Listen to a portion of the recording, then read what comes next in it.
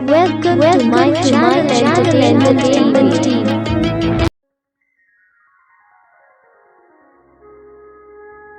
कहानी। दीमापुर गांव में एक किसान भोला रहता था। उसके 4 बेटे थे। भोला बहुत ही मेहनती था, लेकिन उसके चारों बेटे बहुत आलसी थे। भोला उन्हें समझाया करता था, पर उन्हें अपने पिता की किसी बात का कोई असर नहीं होता था।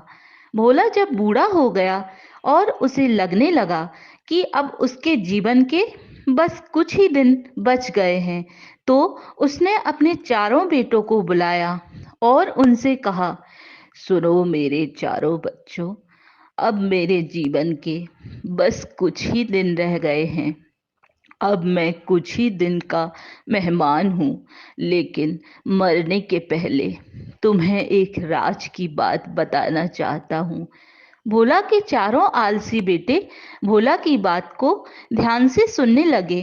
किसान ने आगे कहा, हमारे खेत में बहुत सारा धन गड़ा हुआ है, इसलिए मेरे मरने के बाद तुम लोग खेत को गहराई तक खोदना, तुम्हें धन मिल जाएगा। तब तुम लोग आराम का जीवन बिताना। चारों बेटे यह सुनकर खुश हो गए और सोचने लगे कि अब तो सारा जीवन हमें कोई काम नहीं करना होगा।